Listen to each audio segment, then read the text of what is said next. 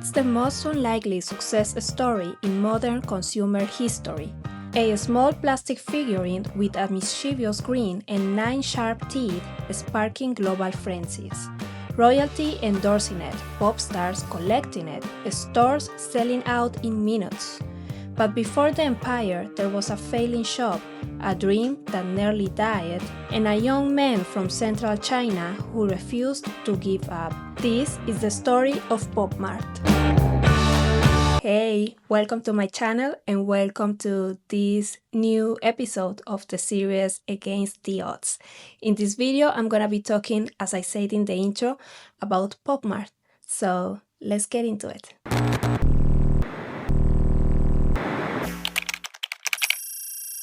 Wang Ning was born in 1987 in Xinjiang, Henan Province, China, to a family of small business owners. His parents ran a video store, then a clock shop, and then a fishing tackle store. Growing up, Wang Ning spent his afternoons in the store watching strangers come and go, buying and selling. He wasn't learning math or literature, he was learning the rhythm of commerce. By the time he entered Zhengzhou University, the entrepreneurial bug had already beaten him. He started a small filming campus life and selling DVDs to fellow students, making a modest profit. Then, in 2008, while still a student, he opened a grid shop, a small store where people could rent shelves and sell their goods. The grid shop model didn't work that well in mainland China, so Wang Ning, after graduation, decided to do what every young, ambitious man would do. He moved to Beijing. He worked an office job at an education company, and then he moved to China, which is one of the largest tech firms in China. But desk work wasn't for him. He saved up 250,000 yuan, which is more or less $35,000 US dollars approximately. He saved this money and he also sold the store, the grid store that he had opened back in his hometown. And he decided to start a new business. His inspiration came from Hong Kong, where his girlfriend was studying at the time. He was visiting her, and during those days he saw a store called Lock On. This store was a curated lifestyle shop that sold quirky, trendy goods. He thought, why doesn't Beijing have something like this? On November 17, 2010, Wang Ning opened the first Pop Mart store in a tiny corner of the basement of the Zhongguancun Euro Plaza shopping center. The name Pop Mart was meant to evoke pop culture and market, a trendy bazaar for cool things. He was 23 years old.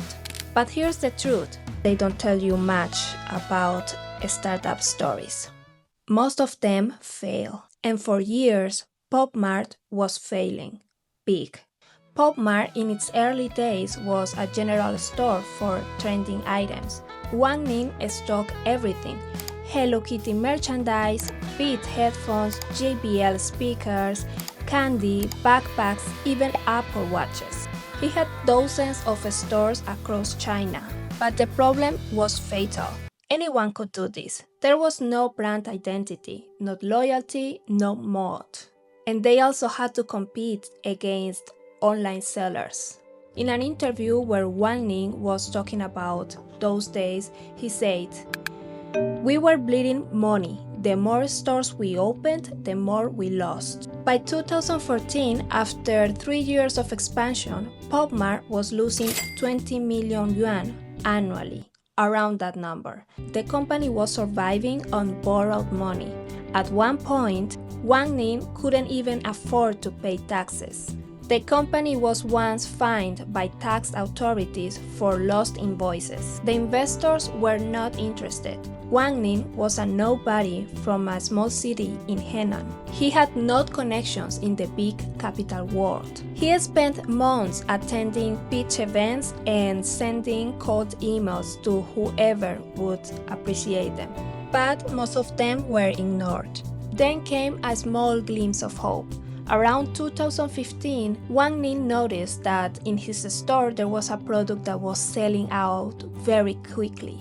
And this was the Sunny Angel, which was like little blind boxes, and inside of them was small cherubins, and they were like colorful and very pretty. And these blind boxes had customers obsessed because they were buying these like candy. They were buying a lot and they were trying to collect them all. It was like watching children collect Pokemon cards all over again.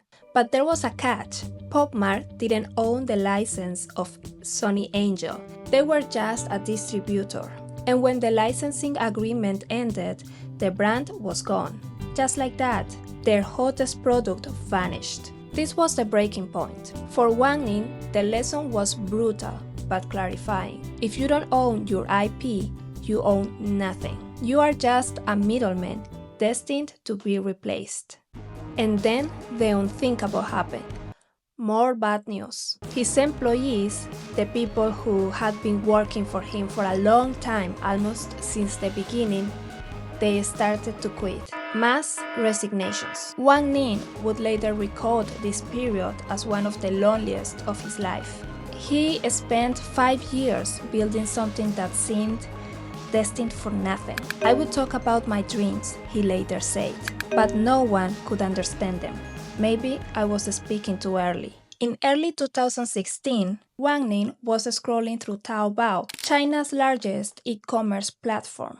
He noticed a comment from one customer under one of his product listings. The question was simple. What is the most popular toy everyone is buying? The answer? Molly. Molly was the creation of a Hong Kong artist named Kenny Wong. The story goes that Wong was at a charity event and then he saw a little girl and she was painting something and she was very concentrated, very focused on her painting. And he was like very captivated by this scene because he couldn't forget it later, and that girl became Molly, a perpetual artist always with a brush on her hand and always trying to paint. This girl was dissatisfied with the world. She was small, she was strange, she was perfect. Wang Ning flew to Hong Kong immediately. He tracked down Kenny Wong and convinced him to sign an agreement with him, with Pop Mart. Pop Mart would produce and sell Molly products. In return, Wong would retain creative control. It was a partnership, not a purchase, and it changed everything. In August 2016, Pop Mart launched its first Molly-themed blind box series. They sold out in seconds, not hours, seconds. Suddenly, Wang Ning had what he had missing for 6 years, an identity. Molly wasn't just a product, she was an emotion. A pouty, defiant, artistic emotion that resonated with millions of young Chinese women who saw themselves in her. She wasn't smiling for anyone, and that was the point. The numbers tell the story. In 2017, Molly alone accounted for almost 90% of Pop Mart's total IP revenue. A company that had been losing money for years, millions, suddenly started to be profitable. Wang Ning had found his gold mine. But more importantly, he had discovered the formula. Pop Mart wasn't just a retail chain anymore. It was an IP incubator, an artist management firm, a toy record label, as he would later describe it. He had built a system to find creators, produce their work at scale, and sell it to an eager, emotional audience. The strategy was elegant. Pop Mart built a pyramid of intellectual property.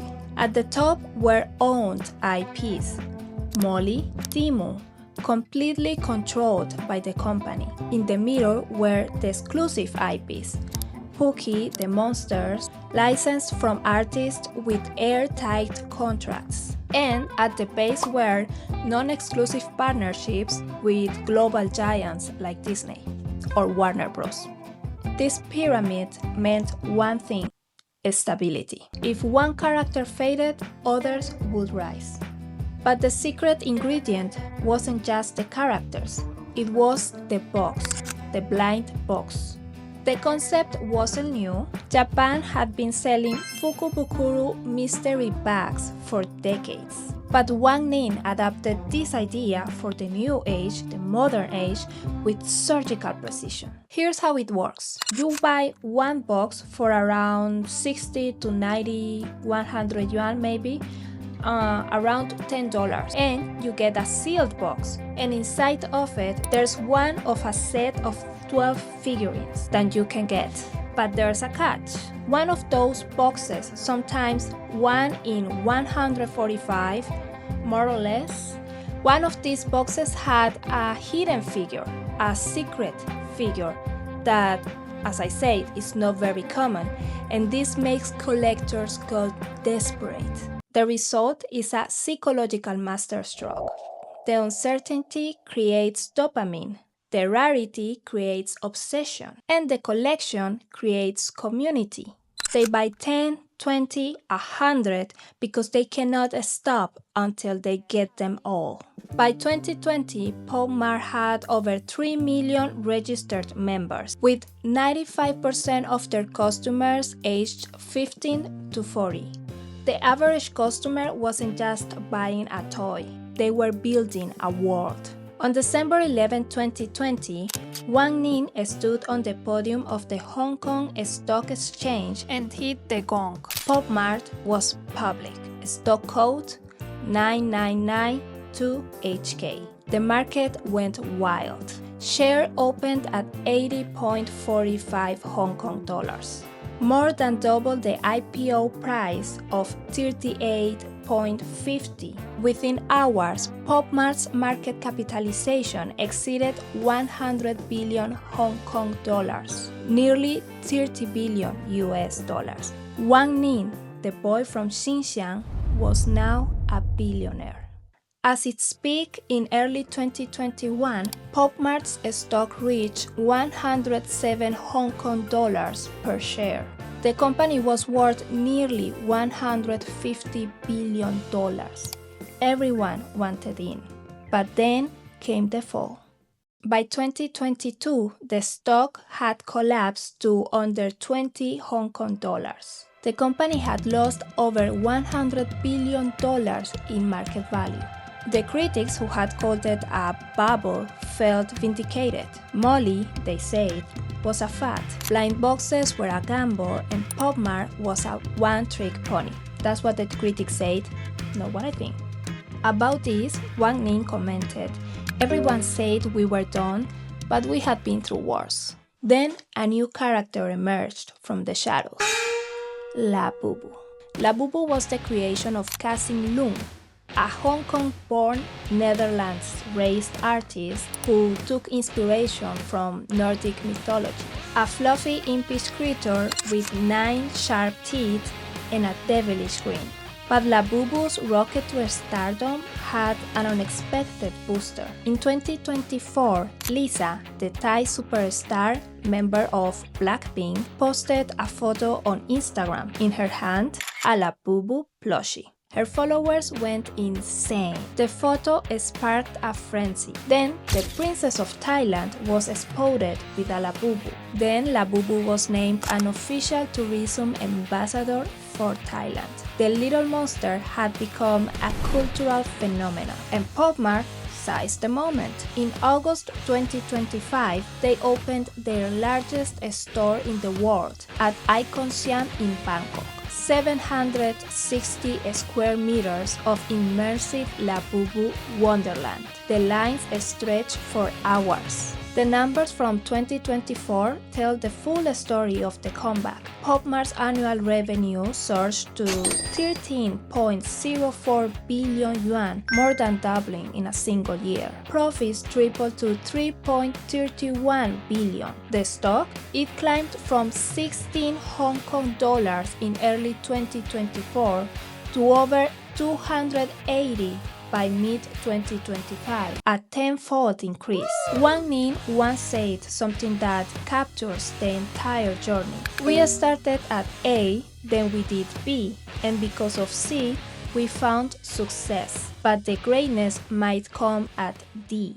Pop Mart isn't just a toy company. It's a story about understanding what people really crave. Not utility, not practicality. Emotion, connection, the joy of discovery, the thrill of the hunt, the satisfaction of a collection completed.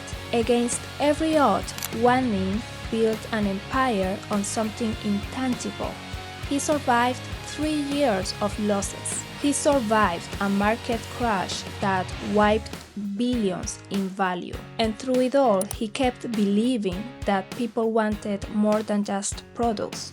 They wanted meaning, even if that meaning came in a small sealed box with a hidden surprise inside. And that is the story of Pop Mart. From a failing basement store in Beijing to a global phenomenon. The blind box empire that refused to stay closed.